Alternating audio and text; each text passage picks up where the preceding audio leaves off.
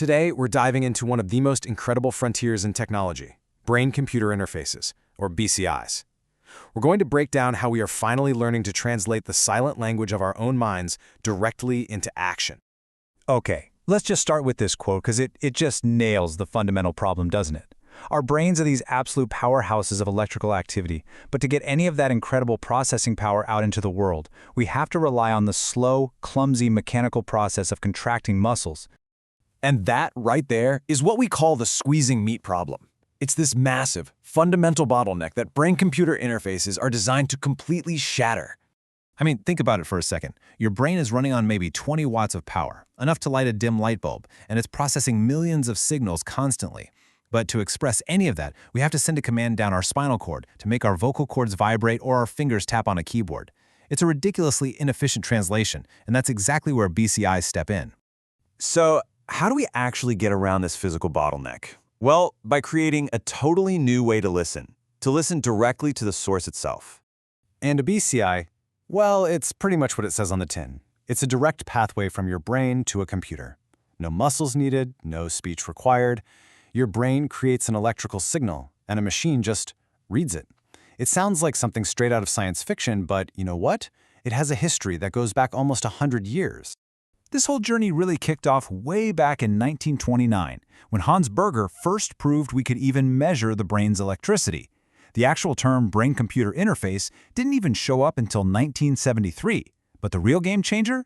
That was the 90s, when computers finally got fast enough to process all these complex signals in real time. And that, of course, brings us to today. Now, there are basically two ways to listen in on the brain, and they represent this massive, crucial trade-off. You've got non-invasive BCIs, like an EAG headset that just reads signals from your scalp. They're totally safe, they're accessible, but then you have invasive BCIs, which, yeah, they require surgery to place electrodes right on or even inside the brain. The signal you get is incredibly clear, but the risk, obviously, much, much higher. And this analogy just perfectly captures the difference.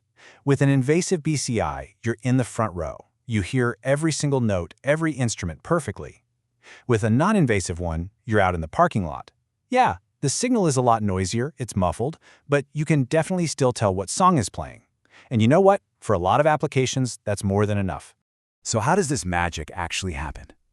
How does a BCI take a fuzzy brainwave and turn it into a concrete action? Let's walk through the process. Pretty much every BCI on the planet follows this exact same 5-step pipeline. First up, you've got signal acquisition. Sensors pick up the brain's electrical activity.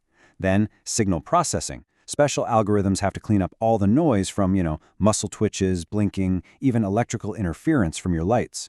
After that, you get feature extraction, where the system looks for meaningful patterns in that clean signal. Step 4 is classification. It matches that pattern to a specific intention, like, oh, the user is focusing. And finally, you have the output, where that intention becomes an action, like moving a cursor on a screen.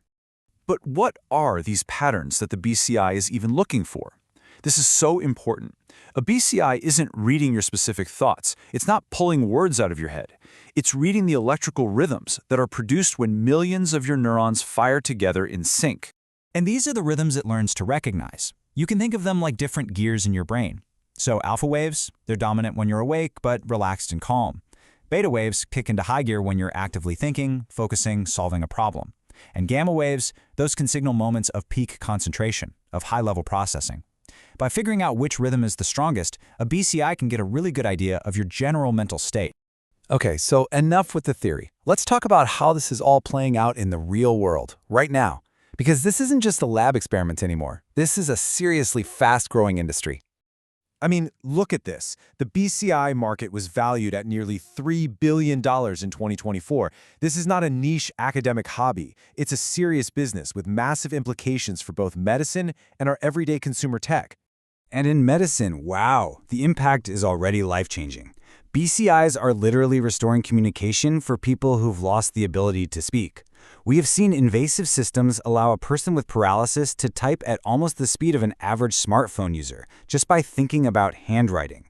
This is technology giving people their voice back. It's profound. And then in the consumer world, these non-invasive headsets are letting people track their own focus in real time, get live feedback during meditation to see if it's working, and even control software with simple mental commands. Some are even plugging that brain data directly into AI tools to create these incredibly personalized, adaptive experiences. But, okay, let's pump the brakes for a second. We've got to be super clear about what's real today versus what's still science fiction. Yes, BCIs can detect your mental state, your focus, your calm, and they can interpret simple commands. No, they cannot read your complex, specific thoughts. They can't upload or download memories, and they absolutely cannot enable brain-to-brain telepathy. It's so important to separate the genuine, incredible progress from all the hype. And this brings us to the final and maybe the most critical part of this whole conversation, the ethics. Because as this technology gets more and more powerful, we have to start asking some very, very hard questions. First and foremost, who owns your brain data? I mean, think about it. Your neural patterns are the most intimate, most personal data that could possibly exist. It's a living record of your attention, your emotions, your cognitive habits. And unlike your Google search history, you can't just choose not to generate it.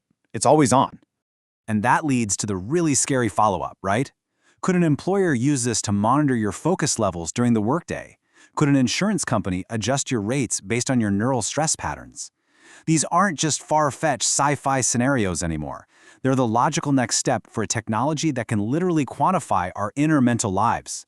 This has sparked this whole new conversation around what some people are calling neuro rights. Things like the right to mental privacy, the right to cognitive liberty. In fact, Chile has already become the first country in the world to actually protect brain rights in its constitution. This is a global conversation that is just getting started.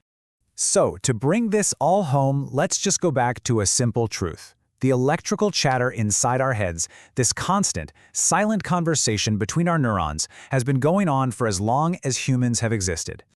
But only now, for the very first time in history, we actually have the tools to listen in. As we get better and better at decoding this silent language, we open up this incredible world of possibilities to heal, to create, to connect in ways we never, ever thought possible. The big question we all need to start thinking about is, what should we be prepared to hear?